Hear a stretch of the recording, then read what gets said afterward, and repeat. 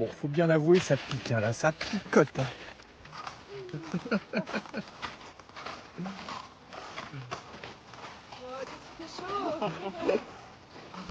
Vous avez déjà essayé de marcher en slip dans la neige? Eh bien, nous, on a testé cette expérience un peu folle avec un guide dans les Alpes. On ouvre bien les épaules. Tant que crispez pas la partie du cou. C'est un atelier baptisé Chaud-Froid, organisé dans le cadre du festival de sport de montagne Ice Climbing, qui se déroule chaque année en janvier à l'Argentière-la-Bessée. Le but, c'est d'explorer les limites de son corps face aux températures extrêmes et de savoir prendre les bonnes décisions en cas de situation périlleuse à la montagne. Ça commence donc par le froid, avec une randonnée dénudée par -5 degrés. Il y a toujours un rapport, pas conflictuel, mais un rapport de protection avec le froid. Ce qui est normal, l'humanité ça a toujours cherché à se protéger de cet élément.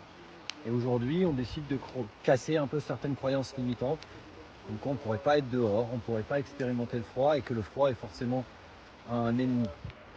Bon, verdict, après une petite demi-heure là dans le froid, à marcher par ces -5 degrés, c'est assez surprenant parce que le corps, passé l'effet de saisissement des premières minutes, en fait, on se rend compte que le corps s'accoutume assez rapidement à cette température, donc assez épatant. Oh la chaleur là. Bon, au bout d'une heure, on est quand même bien content de retrouver le feu.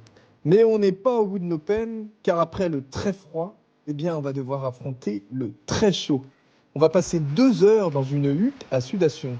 C'est un abri issu des traditions indiennes, composé de bois, recouvert de couvertures et alimenté avec des pierres super chaudes qui sortent du feu.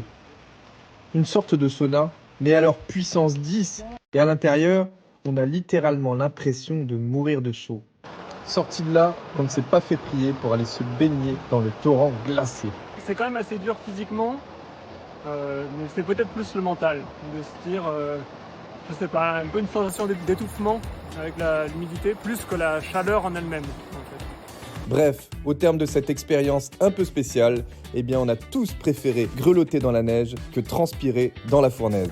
Bon voilà, le feu est en train de s'éteindre, c'est le moment d'y aller. Celui-là, il nous a bien aidé parce qu'on a eu besoin de se réchauffer. Donc on a eu très chaud, on a eu très froid aussi. C'était une sacrée expérience cette journée. Donc si vous voulez en profiter, c'est le festival Ice Climbing Écrin qui a lieu chaque année mi-janvier. Et donc il remettra probablement la même activité l'année prochaine. Donc profitez-en.